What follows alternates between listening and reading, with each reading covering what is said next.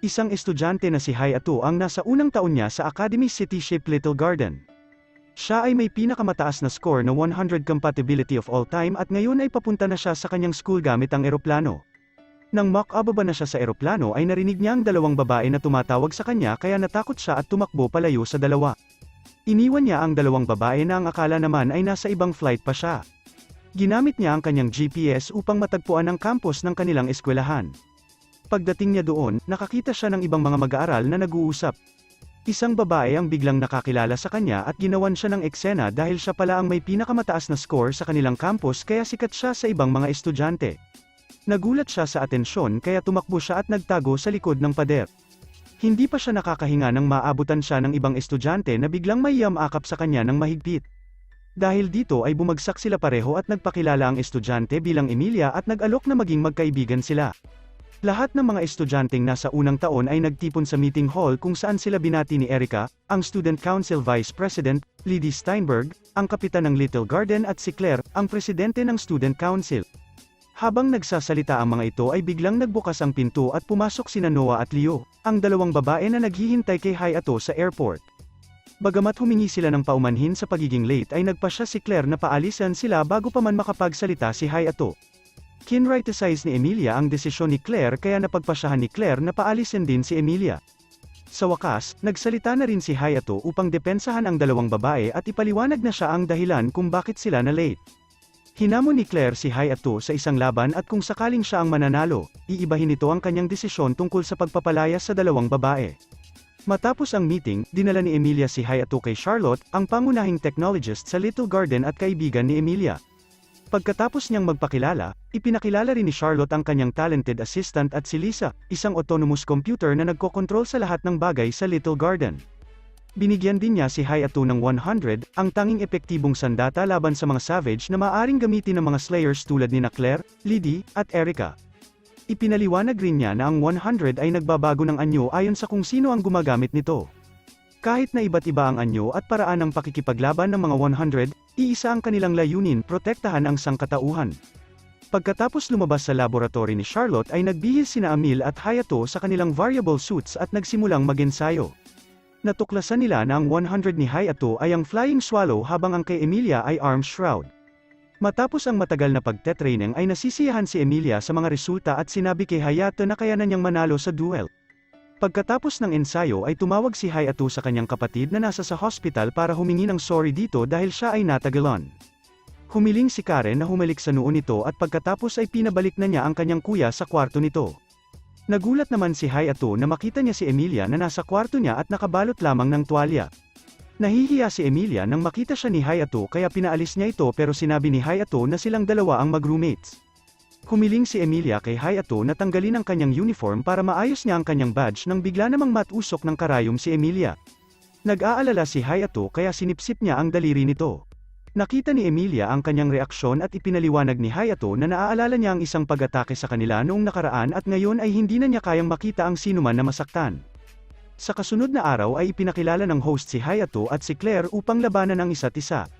Nagdeklara si Claire na hindi niya gagamitin ang kanyang full-body armament sa duel. Ito ay isang teknik sa pakikipaglaban na kayang gawin ng ilang student sa paaralan. Pinapalakpakan ng mga manunood ang pahayag ni Claire at pagkatapos ay nagsimula na ang labanan.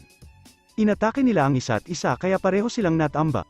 Nang tumayo si Hayato ay nahawakan niya ang suso ni Claire na naging dahilan ng kanyang pagkagulat at nagalit naman sa kanya si Claire kaya tinadyakan siya nito at binigyan ng malakas na suntok, pero nakagawa ng energy barrier si Hayato. Tumigil ang mga manunood dahil akala nila ay nanalo na si Hayato. Ngunit bigla na lamang nagbago ang lahat nang gawing kanin ni Claire ang kanyang sandata at atikihin si Hayato gamit ito. Bigla namang tumaas ang temperatura ng katawan ni Hayato at nakadepensa siya mula sa atake ni Claire. Biglang nagbago ang kanyang mga galaw at nag-iba ang kanyang mga mata na naging kulay dilaw. Hinabol niya si Claire at nagamit na rin niya ang kanyang full-body armament na ikinagulat naman ng mga manunood. Hindi naman nagpahuli si Claire sa kanyang full-body armament kaya napatumba niya si Hayato sa isang atake lang.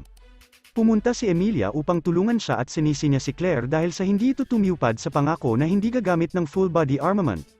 Nang magising na si Hayato ay nakita niya si Claire na nasa kanyang tabi. Sinabi sa kanya ni Claire na kinansel na nito ang pagsuspinde sa mga babaeng estudyante. Nagtaka siya kung bakit kinansel ni Claire ang desisyon nito gayong natalo naman siya sa kanilang duel.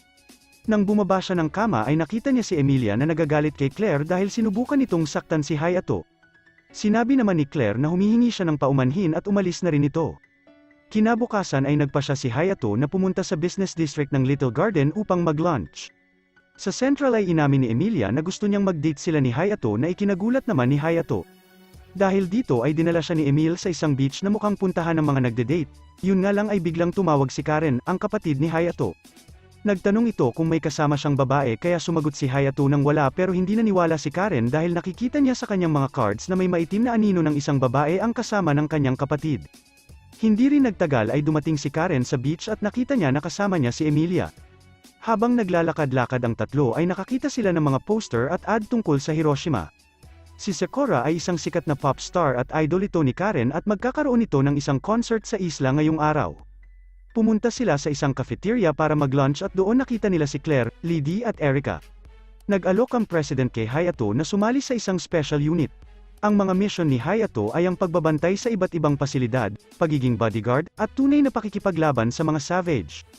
Kahit na natuwa si Hayato sa alok nito ay hiningan niya si Emil na bigyan din ng trabaho para maipakita rin ito ang kanyang skills sa pakikipaglaban. Para payagan naman si Emilia ay kinailangan niya munang makipaglaban kay Liddy gamit ang kanyang 100. Namangha si Claire nang malaman niya na ang 100 ni Emil ay Dre-type. Naglaban sina Emilia at Liddy hanggang sa sila ay makatanggap ng isang signal na nagpapahiwatig na ang mga savages ay nagpakita na sa mga isla. Ito ang lugar kung saan magpe-perform si Sakura. Nang aalis na sila ay inirekomenda ni Charlotte na isama na nila sa misyon sina Hayato at Emilia para makatulong ang mga ito. Nalaman naman ni Claire na ang mga savage ay klase ng 30 kaya akala niya ay delikado para kay Hayato at Emilia dahil wala silang karanasan sa pakikipaglaban sa mga ito. Gayunpaman, nagbago ang kanyang isip nang sabihin ni Charlotte na si Lisa ang nagrekomenda sa kanila na sumali sa misyon at magplano ng paglaban sa mga savages.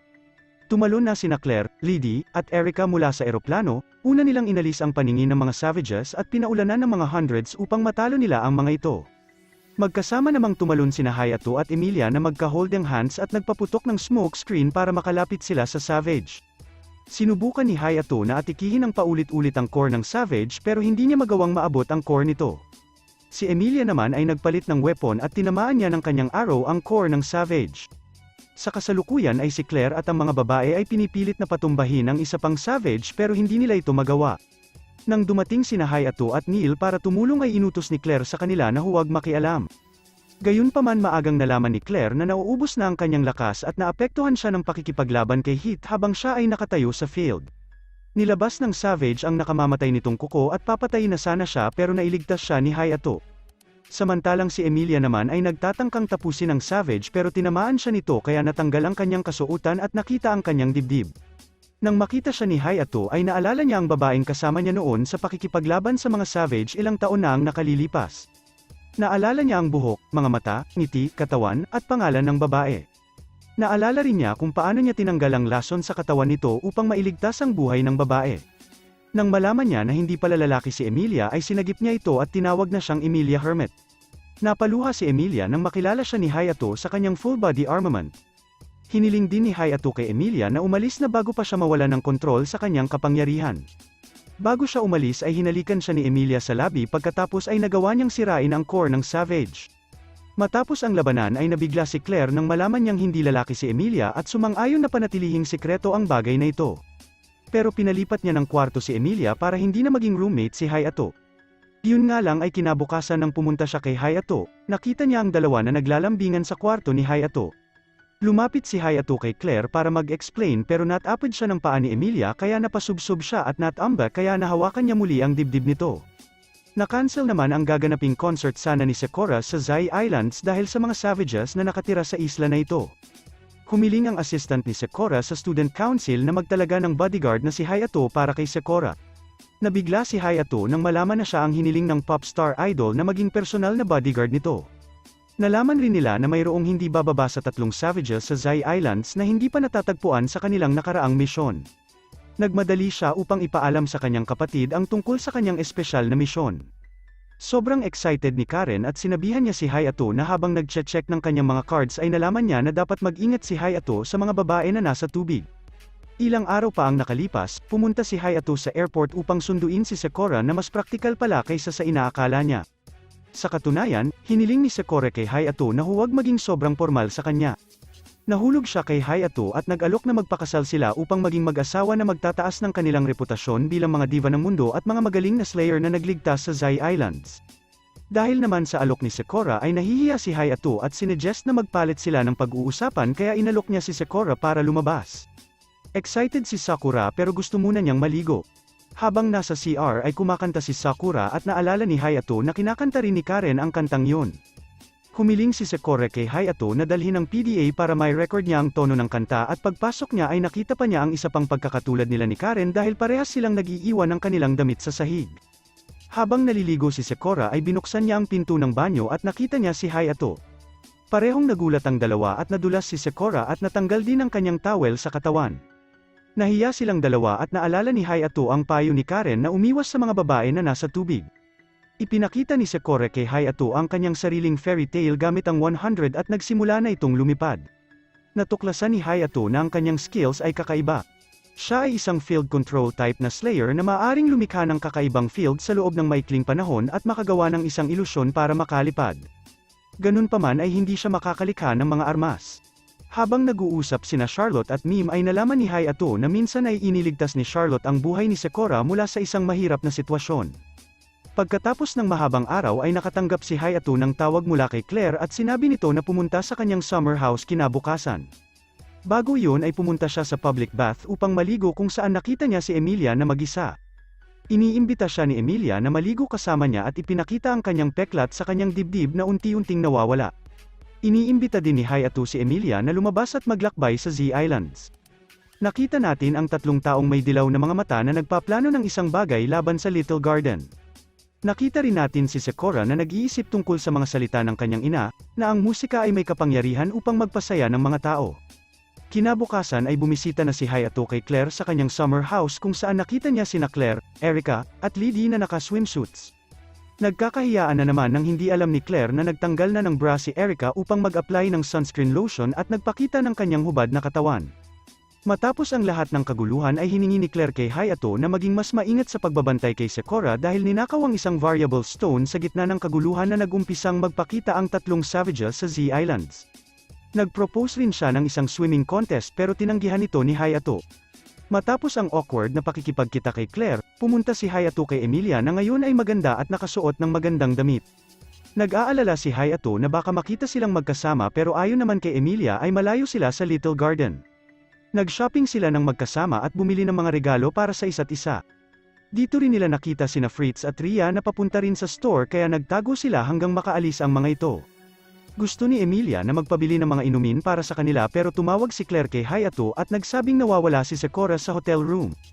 Gayunpaman sa palagay ni Claire ay hindi kinidnap si Sakura kundi umalis ito sa hotel ng kanyang sariling kagustuhan. Sa sandaling iyon ay lumapit si Sakura sa kanya na nakasuot ng ibang damit para hindi siya makilala ng ibang tao. Humiling siya na samahan siya sa isang espesyal na lugar para sa kanya.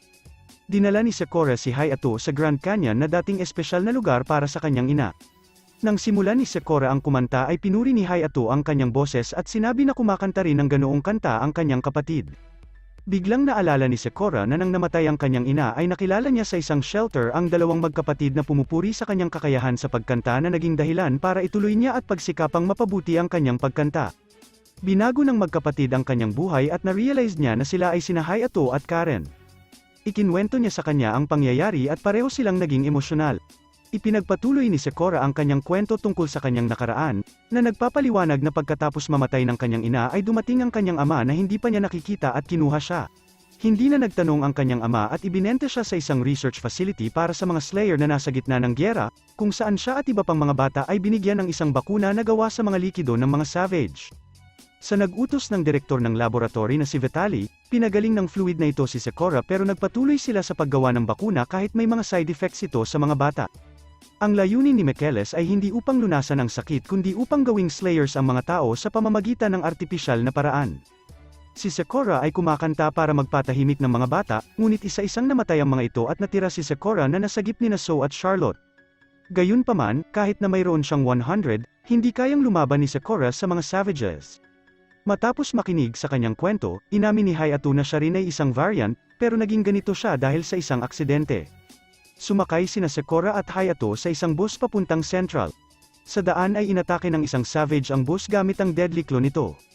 Nang lumaban si Hayato sa Savage ay si Claire at ang iba ay hinahanap ang kanilang location.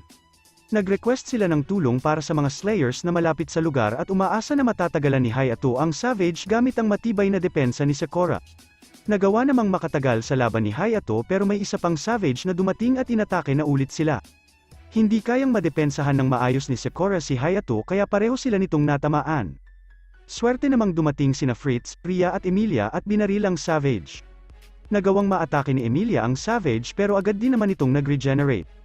Bigla namang nagpakita ang tatlong lalaki na may dilaw na mga mata at binigyan ng malakas na suntok si Hayato. Pagkatapos ay madali nilang natalo ang Savage at kinuha ang core nito bago sila umalis para dalhin nila ito kay Vid Ali. Sa paaralan naman ay ipinaliwanag ni Charlotte na nakatagpo sila ng mga mangangaso o mga Slayer na bahagi ng mga illegal na organisasyon na hindi kailangan sumunod sa batas. Halos parang mga variable stones ang Savage cores dahil pareho silang gumagawa ng daan-daang cores bago ang concert ni Sakura. Malungkot si Sakura dahil akala niya ay nagugustuhan lang ng mga tao ang kanyang mga kanta dahil sa epekto ng variant virus kaya't naaapektuhan sila ng kanta niya. Tinanggi naman ito ni Hayato at sinabi na hindi siya variant nang marinig niya ang kanyang kanta at sinigurado niyang maganda talaga ang kanyang boses kaya nga idol na idol din siya ni Karen. Nagpasalamat siya at pinaramdam ang kanyang pagmamahal para kay Hayato. Matapos ang concert ay nag-promise si Sakura na babalik siya para makita si Hayato ulit. Pero kinabukasan ay pumunta siya sa kwarto ni Hayato kung saan nandito din si Claire. Hindi rin nagtagal ay pumasok si Amelia sa kwarto at nagkagulo na naman ang lahat. Nasa beach naman ang mga estudyante, naglalaro ng volleyball, nagsa-sunbath at nag-swimming. Biglang dumating ang helicopter at si Junior Harvey, ang CEO ng Wars Lawn at kapatid ni Claire, ay pumunta para sunduin si Claire. Pagkatapos ay nagbigay ng impormasyon si Claire sa mga Slayers tungkol sa isang clean-up operation na gaganapin sa ilalim ng UNS Joint Operations Task Force. Binigyan din sila ng impormasyon ni Claire na opisyal na silang kasali sa selections. Nagbigay ito ng excitement sa mga Slayers dahil malapit na silang umalis. Nagkita sina Judah at Hayato sa hall at nag-usap sila. Dinala niya ito sa isang misteryosong kwarto upang ipakita si Lisa, isang babae na nakatulog ng mahimbing. Ipinapaliwanag ni Judah na si Lisa ay pinagmumula ng lakas ng Little Garden at si Lisa rin ang pinuno nito. Siya rin ang unang Slayer at variant na nilikha ng tao. Bigla naman pumasok si Claire sa kwarto na may hawak na baril at nagbanta sa kanyang kapatid dahil sa pagbubunyag ng sikreto ni Lisa. Ipinaliwanag ni Judah kay Claire na baka kayang gisingin ni Hayato si Lisa dahil sa kanyang royal blood. Sinubukan ito ni Hayato pero hindi ito sapat upang magising si Lisa. Sinabi rin ni Judah na habang buhay pa si Vitaly, pumapatay ito ng mga variant at gagawin rin niya ito kay Lisa kung magkataon. Kaya gusto niyang unahin na mahuli si Vid Ali. Pagkaalis ni Judah ay nag-promise si Hayato kay Claire na hindi niya sasabihin sa iba ang tungkol kay Lisa. Pagdating ni Hayato at ng kanyang mga kaibigan sa Chiancon City, nakakita sila ng isang babaeng nagngangalang Claudia. Excited na bumati si Claudia kay Emilia at tinawag siya bilang prinsesa, ipinakita rin ito na siya ay prinsesa ng Gutenberg. Sinusubukan ni Claudia na mapilit si Emilia na bumalik sa kanilang kingdom, pero tumanggi ito dahil gusto niya makasama si Hayato. Dahil dito ay nagalit si Claudia at naghamon kay Hayato ng duel sa dojo pero nanalo naman kaagad si Hayato. Naghanda na ang grupo ni Hayato sa kanilang gagawing misyon. Kahit galit pa rin si Claudia at gusto pa rin niyang dalhin si Emilia pabalik sa kanilang bansa pero binalaan siya ni Claire na huwag na niya i-open ang usapang iyon dahil nagdesisyon na si Emilia na manatili sa Little Garden. Marami pang mga Savage ang dapat labanan ng grupo ni Claire at ng mga Slayer bago sila makaalis ng bundok. Hinati nila ang kanilang grupo sa dalawa at nagpapalitan ng pagbabantay sa gabi. Niloko ni Claudia sina Claire at Hayato dahil nakita niya raw ang kakaibang anyo sa gubat pero gusto niya lang na mag-date ang dalawa. Ginawa ito ni Claudia para magselos at mainggit si Emilia at pumayag na itong bumalik sa kanilang bansa. Nakita ni Hayato at Claire ang Savage, sinubukan ni Claire na kontakin si Claudia para kausapin ito pero nagkaroon ng transmission error. Tinamaan ni Claire ang Savage at nasugatan ito pero nang tatapusin na niya ito ay nadulas at nahulog siya.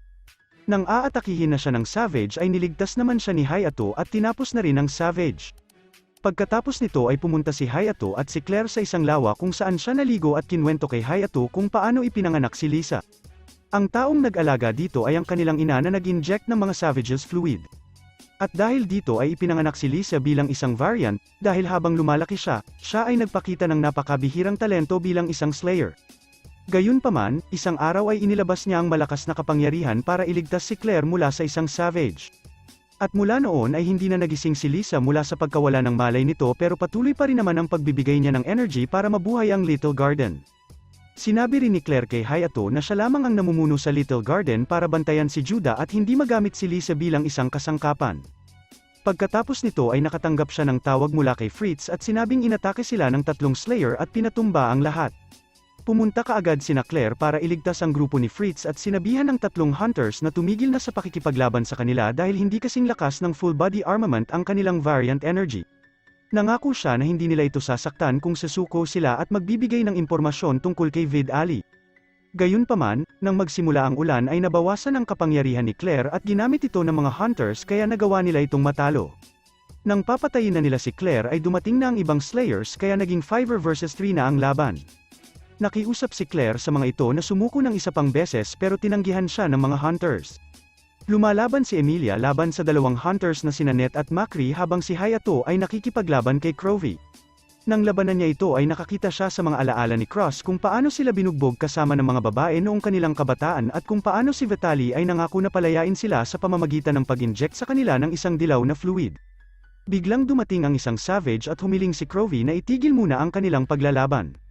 Inirerekomenda niya na siya mismo ang makipaglaban sa savage ngunit sa halip ay kinuha niya ang core nito. Sinubukan niyang atikihin ang savage pero lumikha ito ng malawak na area barrier. Patuloy na sinusubukan ni Crovy na abutin ang core pero hindi niya ito magawa dahil sa barrier. Nag-isip naman si Claire ng ideya na magpaputok ang lahat ng mga Slayer upang sirain ang barrier. Sinabi niya sa mga hunters na i-disable ang jamming device para maabot niya ang lahat ng mga Slayer. Tumawag si Charlotte kay Claire at sinabi na gusto ni Lisa na halikan ni Hayato si Claire para may bahagi ang kanyang variant energy. Kapag naisagawa nila ito ay magiging malakas si Claire at matatalo nila ang Savage. Hinalikan ni Hayato si Claire at naramdaman ni Claire ang sobrang lakas ng kanyang enerhiya. Nag-utos ulit siya sa mga Slayer na gawin muli ang kanilang long-range attacks na nagresulta sa pagkawasak ng Savage.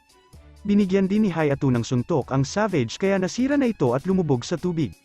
Dito ay lumangoy si Emilia upang iligtas siya. Nakita rin natin na may mga coreless savages na nag-atake kay Ali at Wendy, 2 Slayers mula sa Little Garden. Pagkatapos na i-brainwash ni Villy si Wendy ay pinadala ni Villy si Wendy sa Little Garden para maisakatuparan ang kanyang plano. Samantala, ang 3 mga hunters ay nananatiling nakakulong sa espesyal na underground facility ng Little Garden. Gayunpaman, hindi sila nagbibigay ng anumang kapaki-pakinabang na impormasyon. Sa isang pulong kasama ang mga Slayers, ipinaalam ni Claire sa kanila na natagpuan ng WARS at ng HUS Intelligence Division ang laboratorio ni Vitaly kamakailan at iniwan na nito ito. Tinanggal na rin niya ang lahat ng mahahalagang impormasyon. Nag-utos si Claire sa lahat na palakasin ang seguridad.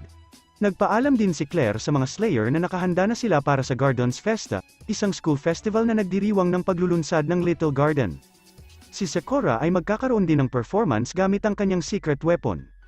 At dahil maraming bisita ang darating ay nag-utos ang Student Council ng karagdagang automatic cleaning robots. Pagkatapos ng pulong, sinundan ni Hayato si Sakura na pumunta sa lab ni Charlotte. Nakita ni Hayato si Sakura, Karen, at Charlotte na nakikipag-usap tungkol sa isang bagay. Nilantad ni Sakura na si Karen ang kanyang secret weapon at magpe-perform sila ng sabay. Pinakita rin ni Karen kay Hayato ang kanyang sariling divine card na nagbibigay sa kanya ng kakayahang tumalon at lumipad sa Second Garden. Nagsimula ang fiesta sa opening speech ni Claire at pagkatapos nito ay nagtungo si Sakura at Karen sa entablado. Habang nanonood sina Hayato at Emilia ng kanilang performance ay nakapasok si Vitaly sa Little Garden sa tulong ni Wendy. Nakinig si Vitaly sa kantang penerform ni Karen at iniwan ang kanyang sigarilyo bago umalis. Isang automated robot cleaners ang kumuha sa sigarilyo ni Vitaly kaya nag-flash ito ng red light sign na warning habang natutuloy pa rin ang celebration ng fiesta. Natuklasan ni Claire na isang security officer na si Wendy Velvet ay natagpo ang walang malay malapit sa front door pero wala naman itong sugat at wala ring maalala. Siya ay nagsasalita rin tungkol sa mga savages na walang course sa gitna ng concert. Isang mecha din ang lumitaw sa anyo ng isang malaking bubuyog. Nang subukan nilang patayin ito ay nag-self-destruct ito at lumitaw ang isa pang mecha malapit sa isang electrical relay na may balak na sirain ito. Kaya nag-utos si Claire na lumipat sa emergency power. Pinapadala niya ang lahat ng security team upang sirain ang mga B-types at tumulong sa evacuation. Natuklasan ni Claire na ang mechas ay mga nagbago mula sa automated cleaning robots. Sa kasamaang palad, isa sa mga mecha ay nakapag-sabotage sa air defense network ng barko, na nagdulot ng pagbagsak ng 3 transport plane sa deck. Bukod dito, ang mga coreless savages ay umatake rin na ikinagulat ng mga tao dito. Nalaman ni Claire na ginagamit ni Vidali ang mga cores ng mga savage para gumawa ng mga replicants at gamitin ito sa gera. Gusto ni Claire na pumunta sa labanan pero pinigilan siya ng kanyang mga assistant at pinakiusap na manatili sa paglilid. Pagkatapos nito, nagutos si Claire kay Erica na harapin ang mga bubuyog, kay Lydie na harapin ang mga cordless savages, at kay Hayato at Emilia na sumama sa mga security para sa 3 bilanggo upang hindi ito mapunta sa kamay ni Vidali. Pumunta si Vitali sa 3 hunters at sinabi sa kanila na atakehin ang Little Garden at inalok sila na sumama sa kanya. Nagalit si Crovy at tumanggi sa kanyang alok at sinabi na ayaw nilang masaktan ang mga normal na tao. Pinatugtog naman ni Vitali ang isang nakakatakot na tunog upang ma-brainwash sila. Sumugod si Mime upang tulungan ang mga hunters pero binaril siya ni Vitali at nakita niya kung paano sunod Sunyaran ang mga hunters kay Vitali papunta kay Lisa. Nagpatuloy sila hanggang dumating si Mime upang iligtas sila at binaril ang kamay ni Vitali. Pero sa kanilang pagtakas ay binaril ulit si Mime at tumakas si Vitali. Dumating siya sa location ni Lisa at nakipaglaban kay Judah. Inakusahan niya si Judah na niloko siya upang mag-higanti. Gusto ni Vitali na patayin si Lisa at sirain ang Little Garden pero pinatay siya ni Judah. Samantala, naglabas ng tunog ang mga replicant kaya hindi magawa ng mga Slayer ang kanilang tungkulin. Si Lisa naman ay nagising dahil sa kanta ni Sakura. Lumitaw siya sa harap nina Sakura at Karen at hiningi ang kanilang tulong upang kantahin ang kanyang awitin. Nang simulan nilang kumanta ay nagkaroon ng pagbabago sa takbo ng laban at nagawa ulit makagalaw ng mga Slayer. Pumatay si Hayato ng natitirang replicant ngunit buhay pa rin ito. Nakisali ang 3 mga hunters upang labanan ito pero sa proseso ay nasugatan si Crovy at nagamit niya ang kanyang tracing ability para mag-replicate ng replicant at nagdulot ito ng malaking pagsabog. Gusto ni Claire na tapusin ito pero naligtas siya ni Hayato sa pamamagitan ng pakikipag-ugnayan sa kanya pagkatapos ng laban. Nagpasalamat si Lise kay Claire sa pagtatanggol sa Little Garden. Sa huli ng serye, naghalikan si Hayato at Emilia. Bigla namang dumating ang lahat at nakita silang naghalikan.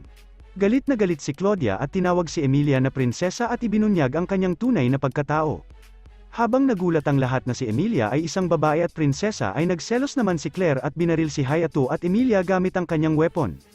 Dito rin natatapos ang anime na 100, maraming salamat sa panunood.